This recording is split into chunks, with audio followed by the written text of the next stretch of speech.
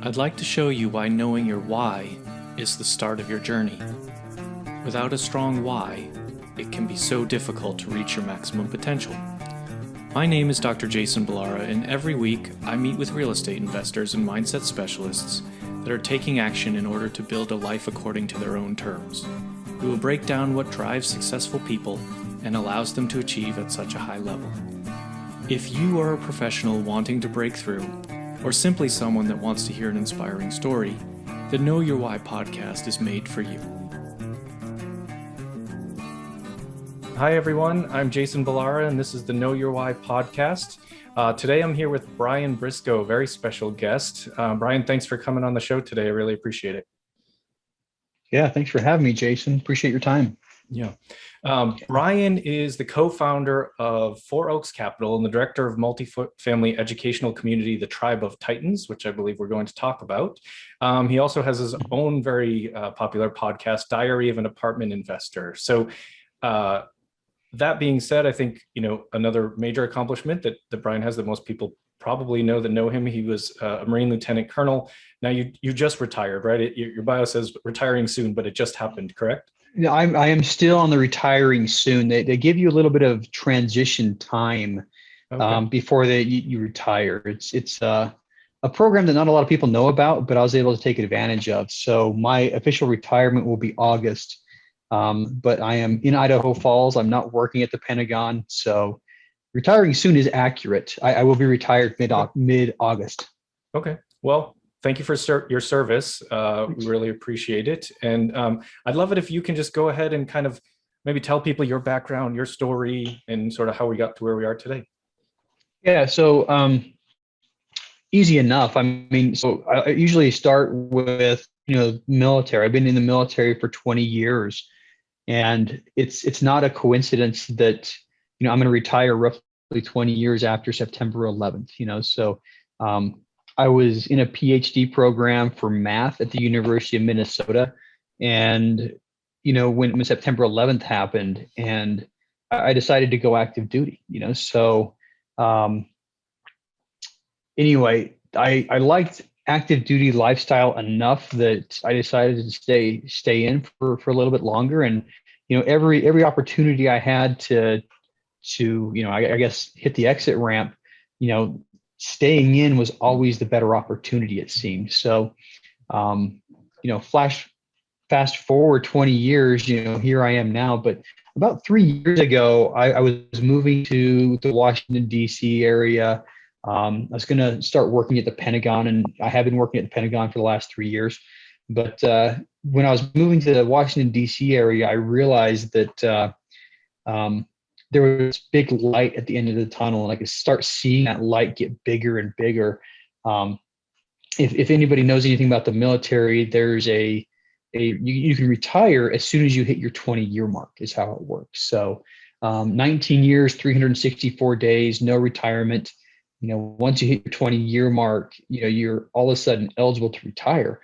So at my 17-year mark, I was headed to the Pentagon on a 3-year tour, and I started scratching my head thinking, man, this could be my last, my last assignment. And I realized that I needed an exit plan. I realized that I needed to plan or I would never get out. And honestly, part of the reason I stayed in is because I never planned to get out, so when each one of those opportunities, each one of those gates came up for me to, potentially exit, since I hadn't planned on exiting, staying in was the best choice at each point, so it was kind of a product of, my 20-year service was hate to say it, but kind of a product of my failure to plan for another option. But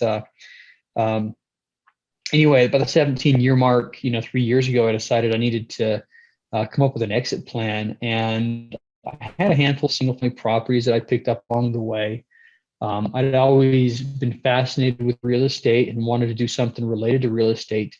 And I made the decision to go all in on multifamily. So, make a long story short, I did a pay-to-play education course, got a lot of value out of that, ended up putting a lot more money into, a one-on-one mentorship from somebody in the apartment investing industry, and found a handful of partners and co-founded Four Oaks Capital, and right now we're sitting with we got about 500 units right now, with another 144 under contract that we should close in a couple of weeks. So, wave tops. That's kind of the history and of what we've done.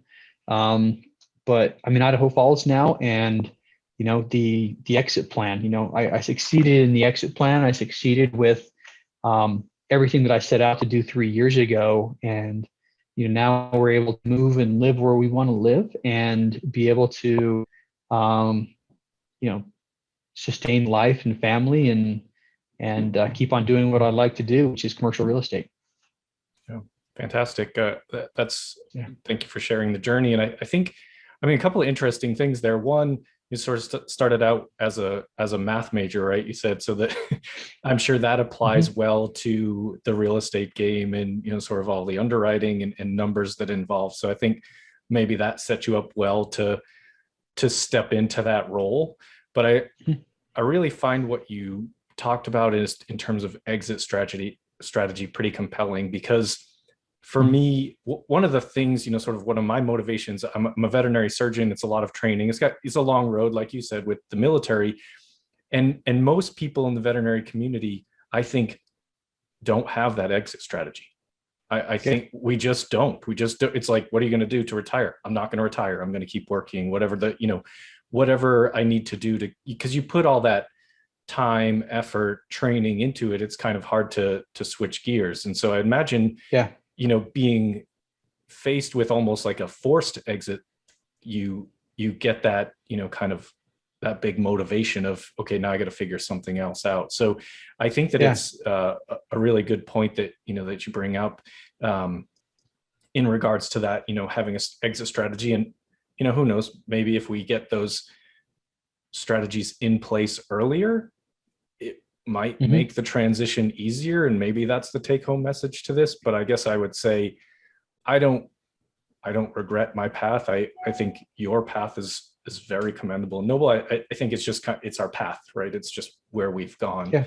And so, now you're at the point of you're able to transition to full-time real estate investor. So what's your role with Four Oaks Capital? My role has morphed a lot over time. We have 8 investment properties under our belt. Those 2 were ones that I was the lead on. So I was the one that was dealing with the brokers, with the lenders, with the insurance agents, and everything else. And the first 2 properties I really carried those over to the finish line. So obviously I had my teammates in support, but we started realizing really quickly that my time in the Pentagon, I wasn't as flexible as I needed to be to continue doing acquisitions for the team, and I wasn't as flexible as I needed to be to do asset management. Those were the roles that I thought that I would fit in best. And a lot of it had to do with just my background. In the Marine Corps, it's been kind of leadership and management role. And prior to the Marine Corps, like you said, the background of math does not hurt. When you're trying to analyze properties and make a pro forma and try to conjecture what the future is going to look like, with a reasonable degree of certainty, right? So what we had decided is that I would take on a lot of the social media presence. I would do the podcast, and I would also work on the educational community that we are creating. So took a slightly different role while active duty, just because it's what my time allowed me to do. I could take a day or 2 off of work, conveniently, and record 5 or 6 episodes of podcast and start releasing them. So with a little bit of creativity, I was able to, just find the time that I needed to, play my role in the business. And so, on LinkedIn, I've grown, my profile. I've got almost 5,000 followers. And it's not that the followers matter, but when you start looking at who's investing in our properties, a larger percentage in every deal comes from, what I've been able to do on LinkedIn. So the LinkedIn recipe has worked, and the podcast recipe has worked. But right now the main crux of what I do is I'm building the educational community. It's the Tribe of Titans. We're trying to. It'll go live July 7th. So today's, it's a couple weeks from today, but we're trying to bring together experienced and aspiring investors. It's just like the podcast. You bring an aspiring investor on, team up with an experienced investor, and allow the aspiring investor to ask the questions that they need to get to the next level. So that's the genesis of the community, trying to bring people together to be able to help the investors get to the next step and to be able to get to close some deals. There's also a huge educational component to it, networking components as well. I run a weekly networking event, that's going to blend very nicely with the Tribe of Titans. And I've been doing a monthly webinar with some experts in the field, which we're going to turn that into a twice a month thing and make it exclusive to the group. But lots of things that are going to be in there, and I'm basically for the next 6 months to a year, that's going to be my full-time job, and be able to pour my heart and soul into that aspect, that the tribe. Yeah. So that sounds great. I mean, I think that'll be a great resource for people. And that, I know with your podcast, you have, that nice sort of pairing type of episode where you've got an experienced and a aspiring investor. Those are actually some of my favorite episodes. So with Tribe of Titans, are you going to, is it going to be like a one-on-one matchup, or you're going to have a group of experienced investors and then bring in other people that can kind of pick from their collective experience? It's right now it's based around education. Right now, a lot of the people who are in it. So right now I have 25 people who are beta testing it for me. And out of the 25, quite frankly, most of them were aspiring investors on the podcast. Some of them have done a couple of deals. Some of them are, still on their first deal. But I got an array of experience in there right now. And what I hope to do is just leverage all the connections I've made with other operators field, and be able to bring them in. Be able to bring them in for,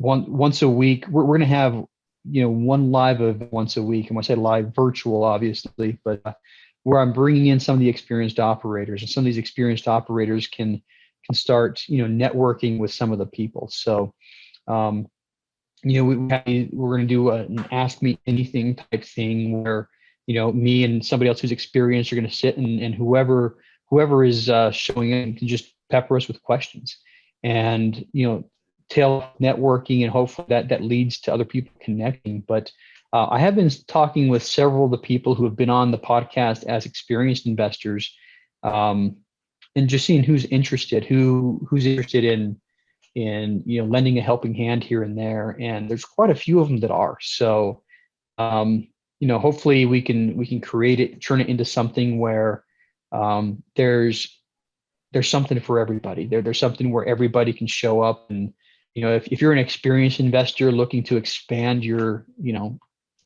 portfolio, and maybe get into a new market, you can find people that are on the ground there. Or if you're looking for an underwriter on your team, and you can find somebody that can help underwrite deals in exchange for the experience. So there's a lot of opportunities there.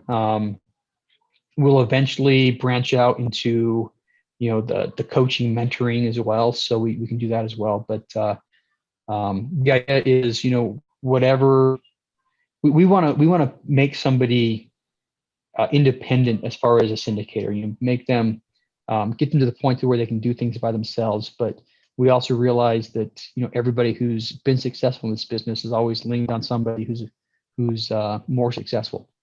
So trying to basically bridge that gap. Yeah, no, that sounds like a fantastic opportunity. And you sort of brought up something I was curious about there when you said, you need someone to help you with experience and things like that. But you had mentioned your first couple of deals, you were sort of the lead sponsor, which I guess what I hear most of the time is it's sort of the opposite, where you're kind of getting grouping with someone else, partnering with someone else, and they're the lead Yeah. sponsor, and then you kind of grow into that. So how did that, uh, I'm just curious kind of how you went that route and sort of bucked the system. I didn't really buck them. I was in a mentorship program. I had a pay to play mentor. I had somebody who was looking over my shoulder. I was partnered with three other guys, the other co-founders of Four Oaks Capital. And out of the four of us, we were involved in three different coaching programs. So we had mentors. We were indeed leaning on somebody, but we were at the work and hustling. So when you look at the GP, one of our coaches ended up, partnering with us on the deal to help us meet the requirements for the loan. Because to get a loan, you have to have somebody with experience.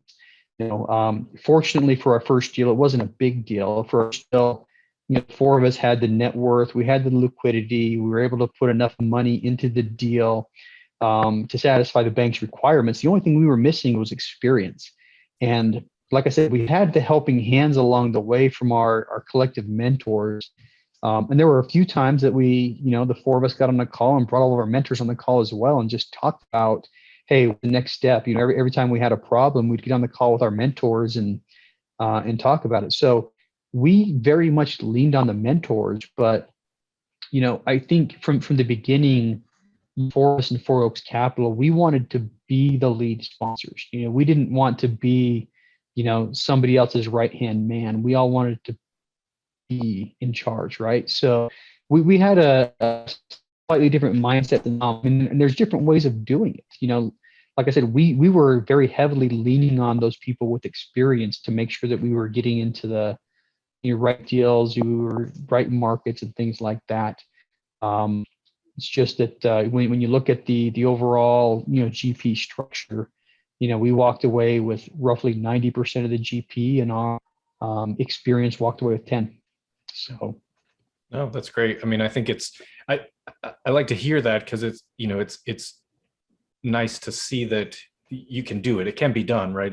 I think what is sort of out there is that, oh, you'll have to, kind of, like you said, be someone else's right-hand man and get in there and sort of just pick a small role to be with them and work your way. But you're a great example of if you put in the work, you have your partners and you were able to go ahead and take down those deals virtually by yourself. So that's fantastic. So I assume that if you're kind of now filling the role of the outreach with the education and the podcast and all of that, are you also sort of investor relations? Is that do those go hand in hand, or do you have someone else handling that aspect?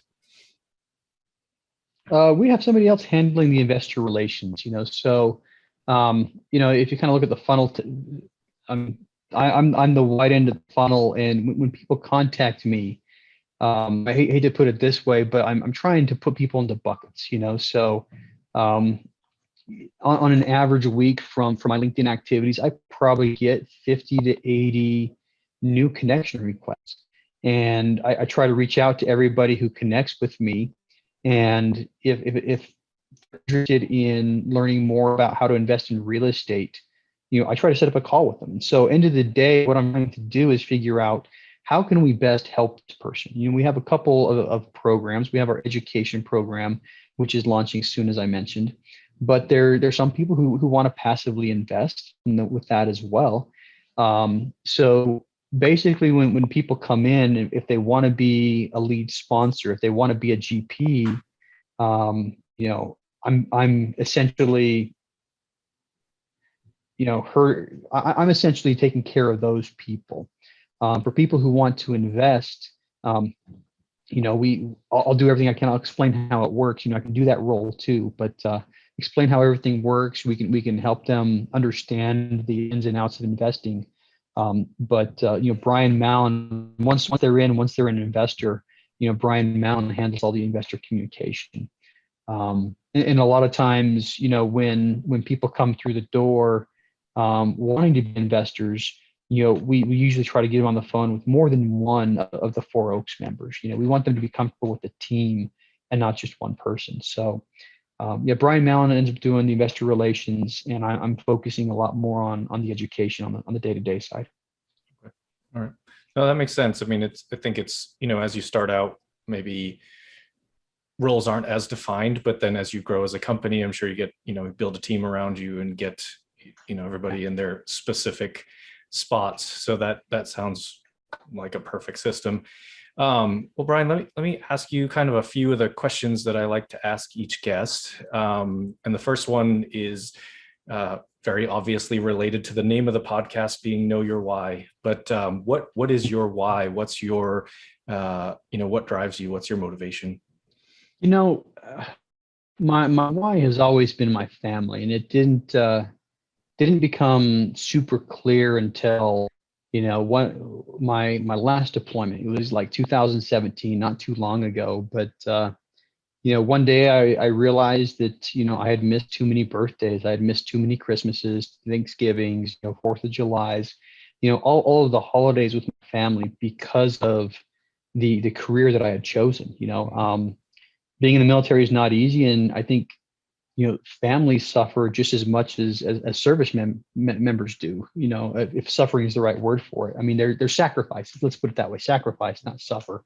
Families have to sacrifice just as much as the service members do in a lot of cases. And it was on this one deployment that I just realized, and this is part of why I created the exit plan. I realized that the Marine Corps was keeping me from my why more often than it was helping me to achieve my why. And my why is I want to spend time with family, especially during the moments of life.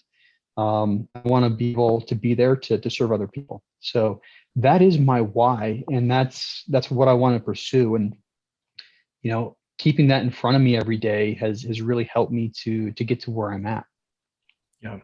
I mean, family for me too. I mean, it's a huge motivational factor, and it lets you keep going when the days aren't good. And it sort of, now you've got the opportunity to effectively work wherever you want, kind of whenever you want, and spend as much time with family. So congratulations on that. That's awesome. In sort of getting to that level. Maybe could you share with us something about yourself that people don't know? I know you've got your own podcast, so probably you have shared a lot, but whether that's a hobby or some sort of secret talent or something like that, what do you have something that's hidden? Something that I've never shared with anybody. Wow. I mean, no surprise. I do like to travel.